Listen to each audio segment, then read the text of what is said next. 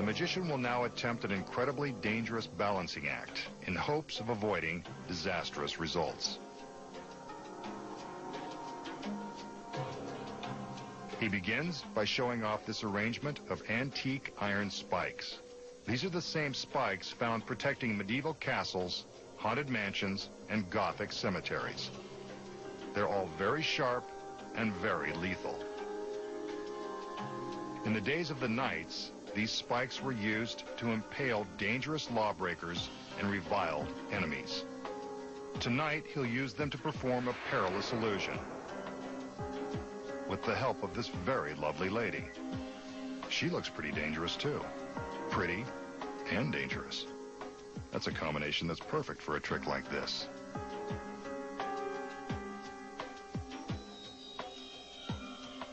He calls in the help of 2 male assistants in the event this girl is too much for one masked man to handle.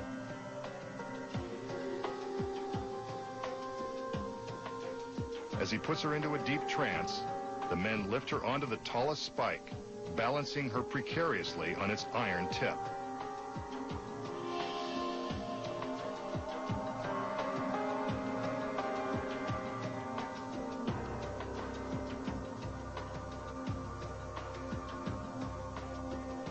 The magician continues to conjure, being careful not to let the girl slip out of her trance.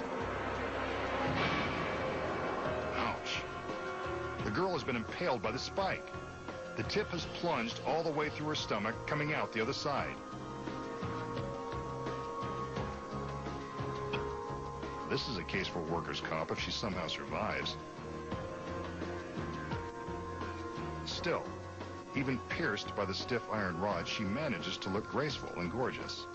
Maybe this was the magician's plan all along. To stab a girl in the back by magic. What did this dangerous beauty do to deserve such a painful punishment? And is she past the point of no return? Let's find out.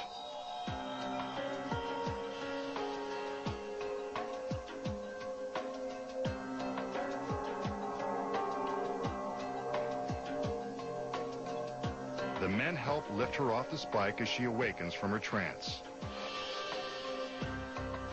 Finally, the girl slept through it and came out unharmed. And look at that. She doesn't even hold a grudge. Maybe women do like bad boys after all.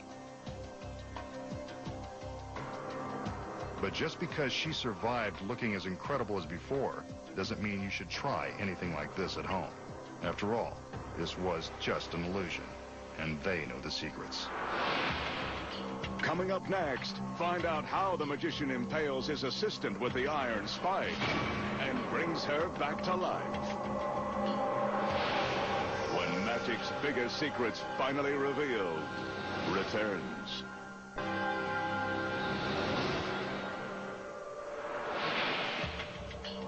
We just saw the masked magician place his stunning assistant on the point of an iron spike and impale her.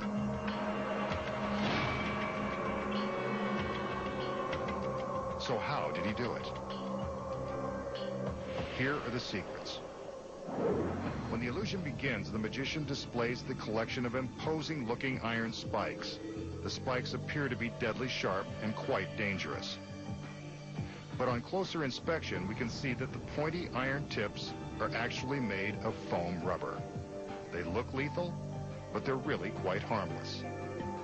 They're as soft and pliable as a bath sponge or a toy bow and arrow set. The center spike contains some bigger secrets. When the assistant is placed on the spike, it appears that the spike goes right through her beautiful body. But if you look closely, you can see that the tip of this spike retracts into the shaft. When the assistant is placed on top, the point simply sinks down inside the spike, which is really a sturdy hollow pipe. Beneath her costume, the assistant is wearing a special harness that rests against the small of her back and has a socket that fits over the end of the phony spike. Without her fancy dress on, we see how easy it is to make the magic happen. When the men lift her, the magician guides the socket to the top of the spike. From this angle, We can see the moment the tip retracts and the harness attaches to the pipe. While the steel pipe and harness support her back, the girl must use her tremendous abdominal strength to keep her shoulders and legs up.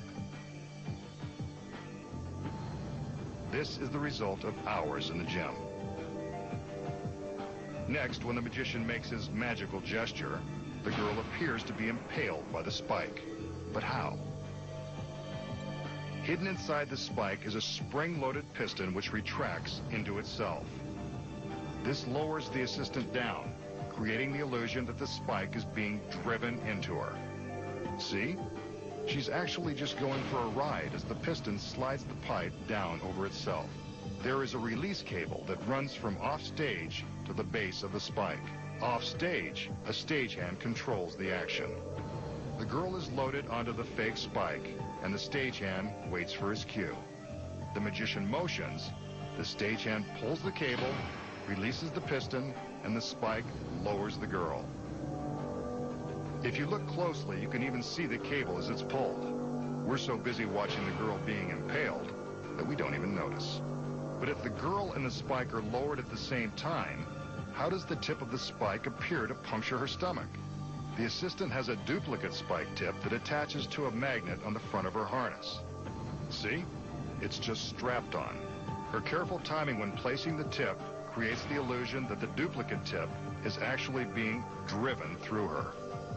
As she's being positioned on the pipe, the girl removes the extra tip from a secret pocket in her costume and conceals it in her hand. Notice that she keeps her hands directly above her abdomen until the tip appears to puncture her. This is to hide the fact that she's securing the tip to the magnet. Once the piston lowers and the tip is attached, all she has to do is let her arms fall and reveal the tip. The illusion that she is impaled is very convincing. But how does the spike appear to be its original height once the girl is lifted off? A hidden pedal operates a hydraulic lift inside the pipe. It works like a dentist chair, raising the spike back up.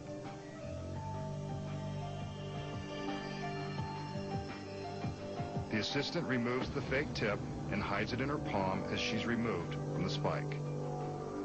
All she has to do now is join the magician and accept half the applause for doing most of the work. And now, you know the secrets. Next time, the masked magician returns to reveal more of magic's biggest secrets.